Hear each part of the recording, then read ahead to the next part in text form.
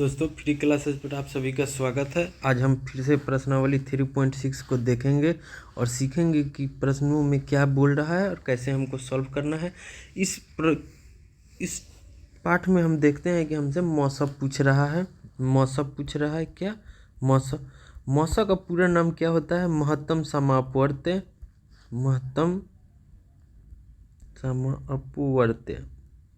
ठीक है, महत्तम समापवर्त्य इसको अंग्रेजी में हाईएस्ट कॉमन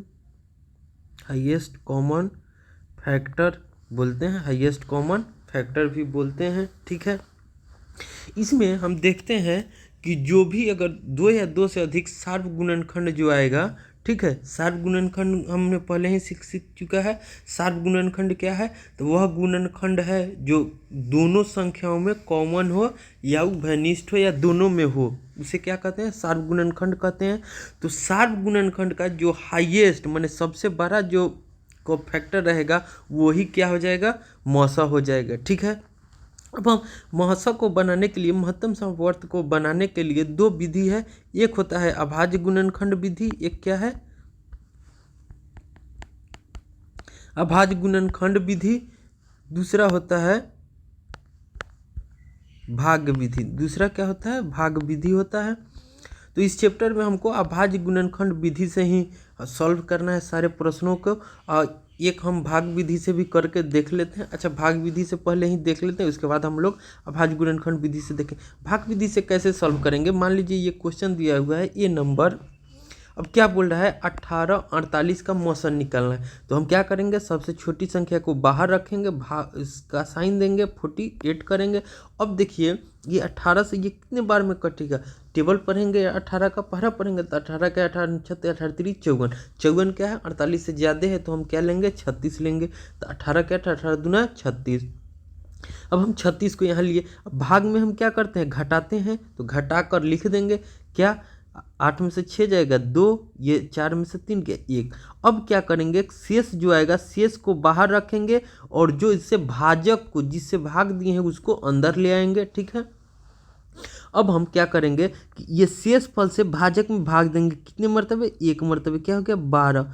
अब क्या यहाँ शेष आ जाएगा? 6 आ जाएगा। अब क्या करेंगे? शेष को हम लोग बाहर रखेंगे। शेष को क्या करेंगे? बाहर रखेंगे और ये भाजक को हम लोग ब्रैकेट के अंदर लाएंगे। कितना मर्तबे कट जाएगा? 2 मर्तबे कट जाएगा। 6 दूना 12। तो हम देखते हैं कि भाग विधि से हमारा मौसा कितना आ गया? मौसा 6। ठीक है, मौसा कितना आ गया? 6। तो इसी तरह से हम लोग भाग विधि से बनाते हैं। आप सबको एक बार आप अपने से बनाकर कोशिश कीजिएगा। ठीक है, भाग विधि से हम अभाज्य गुणनखंड विधि से सभी संख्याओं को आपको बता देंगे, क्योंकि इस चैप्टर में ही अभाज्य गुणनखंड विधि के बारे में को पढ़ना है। ठीक है, तो हम देखते हैं पहला क्वेश्चन को।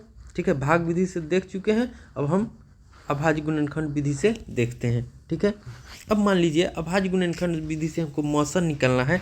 तो हमको संख्या कितना दिया हुआ है? 18 और 48 दिया हुआ है।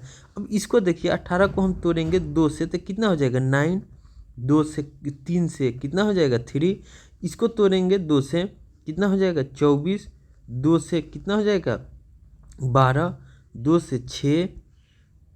2 से 3। 2 4 8 16 16 48। ठीक है, अब देखिए इसमें हमारा 18 का क्या आ गया? 2 3 3। 48 का क्या आ गया? 2 2 2 2 गुना 3। ठीक है, अब हम देखिए कि इसमें दोनों में उभयनिष्ठ क्या है? उभयनिष्ठ क्या है? 1 2 है और 1 3 है। एक क्या है? 2 3 है। तो उभयनिष्ठ हमारा क्या हो जाएगा? कॉमन फैक्टर 2 गुना 3। तो लिखेंगे मौसा या महत्तम बराबर 2 गुना 3 बराबर 6। 6 हमारा क्या हो जाएगा? आंसर हो जाएगा। ठीक है, इस तरह से आप समझ गए। ठीक है, अब हम बी नंबर क्वेश्चन को देखते हैं। बी को देखिए तो क्या है? 30 है और क्या है? 42 है। इसको देखिए 30 से 15, 3 से कटेगा 5, ये 2 से 21, 3 से 7। अब इसमें देखिए कॉमन क्या हो जाएंगे? 5 30 का 42 का कितना हो जाएगा 2 3 7, कॉमन क्या हो गया 2 हो गया 3 हो गया, तो इसका भी मौसा कितना हो जाएगा 6 हो जाएगा। ठीक है, इसको भी नोट करते रहिएगा।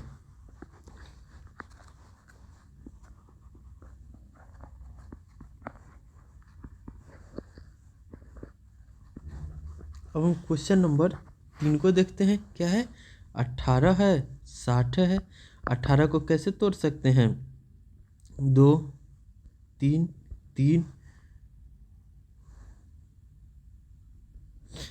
60 को 2 2 3 5। अब देखिए ये कॉमन है 3 कॉमन है, तो हमारा मौसा कितना हो जाएगा 6। ठीक है, डी को देखिए क्या है 27 है 63 है, 3 से लगेगा 9, 3 से लगेगा 3, 63 को देखिए 3 से लगेगा 2 1, 3 से लगेगा 7, तो 3 गुना 3 गुना 3, 27 का 63 का क्या हो जाएगा 3 गुना 3 गुना 7, कॉमन क्या है 2 3 है 2 3 है, तो मौसा क्या हो जाएगा 3 गुना 3 बराबर 9। ठीक है, अब हम क्या देखते हैं ई को देख लेते हैं। क्या है 36 है, उसके बाद क्या है 84 है, 36 है और 84 है। 36 को तो 2 18 2 9 3 3, 84 को 2 4 2 21 3 7, तो हमारा कॉमन क्या हो जाएगा 36 में 36 2 गुना 2 गुना 3 गुना 3, 84 का क्या हो जाएगा 2 गुना 2 गुना 3 गुना 7, कॉमन क्या हो गया 2 2 हो गए और 1 3 हो गया, तो हमारा इसका मौसा कितना हो जाएगा मौसा कितना हो जाएगा 2 गुना 2 गुना 3 कितना हो जाएगा 12। तो ई का हमारा आंसर क्या हो जाएगा 12, मौसा कितना आ जाएगा 12। ठीक है, अब हम क्या देखते हैं एफ को देखते हैं।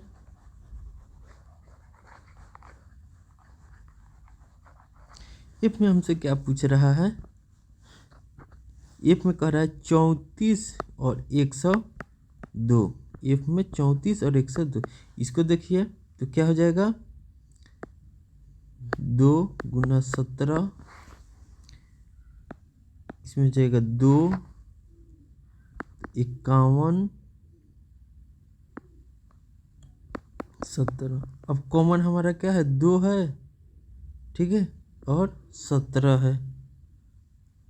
ठीक है, तो ये हमारा मौसा कितना हो जाएगा 2 गुना 17, तो मौसा कितना हो जाएगा 34।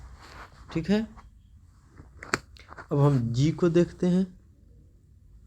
जी को देखिए क्या है 70 105 175। अब ये क्या है, ये 3 संख्याएं आ गई, क्या हो गई 3 संख्या, जो तो वही मौसा होगा जो तीनों में कॉमन होगा। 3 संख्याएं हैं तो इससे घबराना नहीं है, 4 संख्याएं हैं उससे भी घबराना नहीं है, 5 संख्याएं हैं उससे भी घबराना नहीं है। क्यों, क्योंकि हमको पांचों में जो उभयनिष्ठ होगा, चारों में जो उभयनिष्ठ होगा, 3 संख्या दिया है तो तीनों संख्याओं में जो उभयनिष्ठ होगा वही हमारा मौसा होगा। ठीक है, तो इसको हम सॉल्व करने देते, 2 से लगाएंगे कितना 35, 5 से लगाएंगे 7, 105 में लगाइए, 3 से लगाइए 3 3 9 15 5 15 35, फिर 3 5 से लगाइए 7। ठीक है, अब इसमें 3 से लगाइए तो क्या हो जाएंगे 5 15 नहीं कटेंगे शायद, 5 से लगाइए 5 15 50 25। ठीक है, 5 से 7। ठीक है, अब देखिए क्या हमको आया 70 का हमको क्या आया है 2 गुना 5 गुना 7। 105 का हमको क्या आया है 3 गुना 5 गुना 7। 175 का हमको क्या आया है 5 गुना 5 गुना 7। अब देखिए ये तीनों में कॉमन क्या है, तो ये 5 है और ये 7 है। तो हमारा मौसक क्या हो जाएगा, मौसक क्या हो जाएगा, 5 × 7 = 35। ठीक है, इस तरह से हमारा ये भी हो गया। ठीक है, अब हम क्या करते हैं, ये हमारा जी भी हो गया। अब हम एच को देखते हैं। अब एच को देखिएगा, एच को देखिएगा, एच में क्या है, 3 संख्याएं हैं, क्या है, 91, 112 और 49। इसको 3 से लगाइए, 3 से 3 3 और कट जाएगा, नहीं 7 से लगाइएगा, तो 7 तिरिका 13 7, 7 से 13 मरतबे में कट जाएगा, नहीं होगा। इसको भी लगाइए 2 से, क्या हो जाएगा, 5 6 56, 7 से 2 से लगाइए, उसके बाद क्या हो जाएगा, 28, 2 से 14, 2 से 7, 49 क्या है, 7 से लगाएंगे 7। अब हम क्या देखते हैं, 91 का क्या आया, 7 × 13, 112 का क्या आया, 2 × 2 × 2 × 2 × 7, 49 का हमारा क्या आया, 7 × 7। तो तीनों में कॉमन क्या है, ये 7 है। ठीक है, कॉमन क्या है, 7 है। तो हमारा मौसक कितना हो जाएगा, एच का 7। ठीक है, अब हम आई को देख लेते हैं। आई हमारा क्या कह रहा है, 18, 54, 81 का मौसम निकलना है हमको। तो ये कितना हो जाएगा, 2 से 9, ये 3 से 3। ठीक है, अब हम 54 को देखते हैं, 2 से कितना हो जाएगा, 27, 3 से लगाइए, कितना हो जाएगा, 9, 3 से कीजिए 3, इसको कीजिएगा तो 2 से नहीं करेगा, 3 से लगाइए, तो 3 दूना 6, 21 7 का 21 27 दिया, 81 हो गया। ठीक है, 3 से लगाइए, 9 3 3। ठीक है, अब देखिए क्या होगा, 18 का कितना हो गया, 2 × 3 × 3। अब हमारे 54 का कितना है, 2 × 3 × 3 × 3। ठीक है, अब हमारा 81 का कितना है, तो 3 × 3 × 3 × 3। अब कॉमन क्या है वो देखते हैं, तो ये 3 कॉमन हो जाएगा, एक ये 3 कॉमन हो जाएगा, और कोई कॉमन है नहीं है। ठीक है, तो हमारा मौसक कितना हो जाएगा, मौसक क्या हो जाएगा, 3 × 3 = 9। हमारा मौसक कितना हो जाएगा, 9। आई का मौसक कितना हो जाएगा, 9। अब हम क्या करते हैं, जे को देख लेते हैं।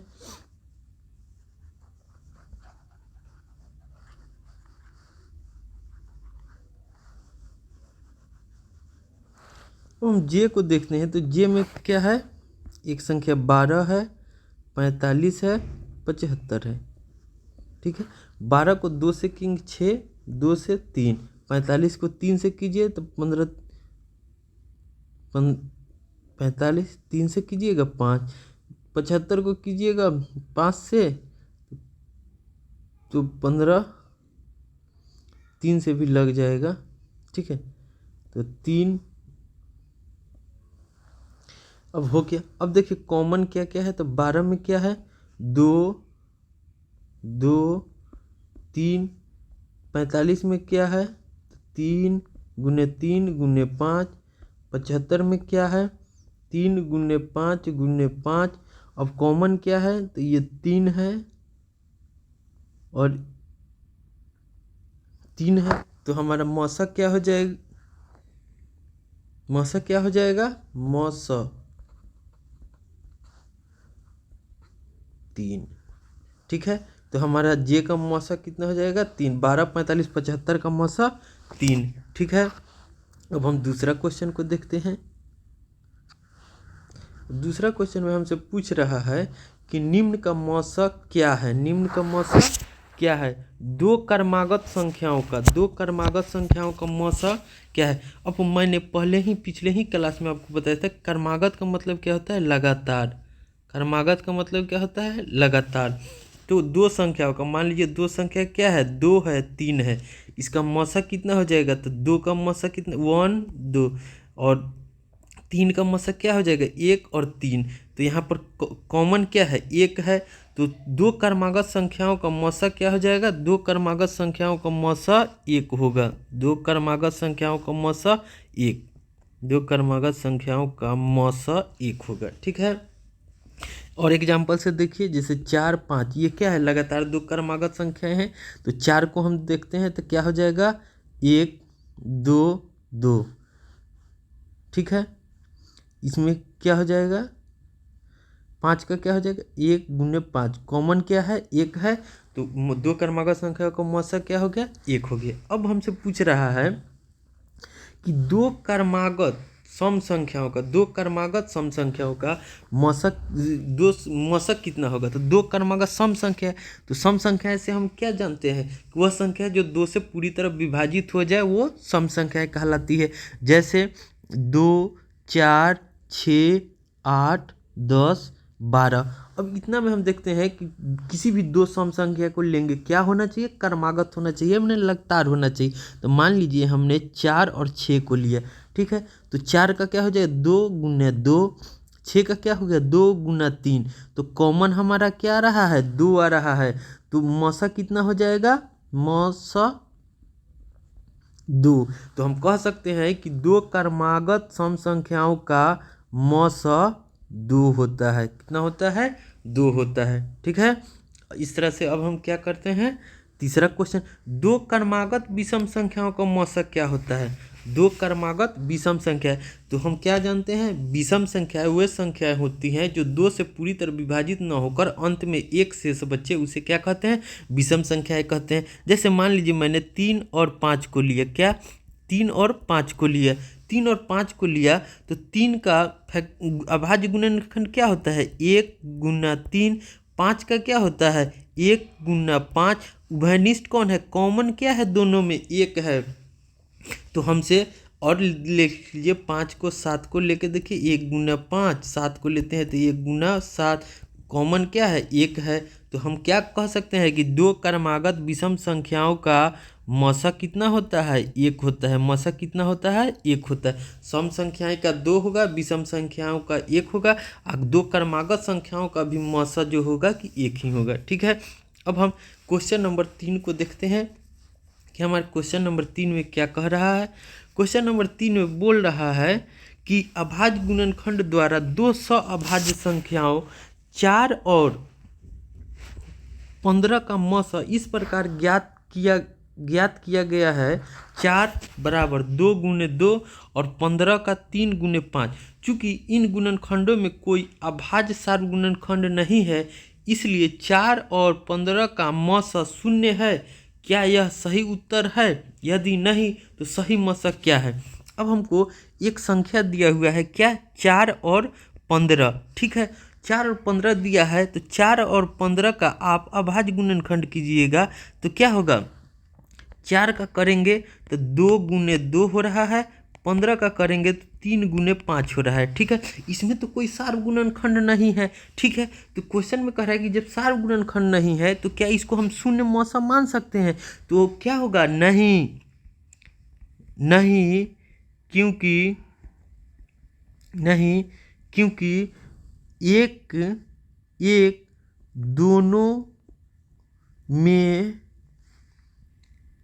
उभयनिष्ठ या सार्वगुणनखंड है। इसलिए 4 और 15 का मशक 1 होगा, मशक 1 होगा। ठीक है, ये हमारा सही जवाब है। क्यों? क्योंकि ये दोनों में तो एक कॉमन है, एक यहाँ भी है एक यहाँ भी है, तो कॉमन क्या हो जाएगा यूँ 1 हो जाएगा। अगर मान लीजिए वो 0 बोला है तो 0 से किसी भी संख्या में गुना करने पर गुणनफल हमको क्या प्राप्त होता है 0 ही प्राप्त होगा। ठीक है, इसीलिए ये स्टेटमेंट सही नहीं है, ये गलत है। ठीक है, इस तरह से हमारा प्रश्नावली 3.6 भी समाप्त हो गया। मिलते हैं अगले वीडियो में, तब तक के लिए नमस्कार। आप सभी ऐसे ही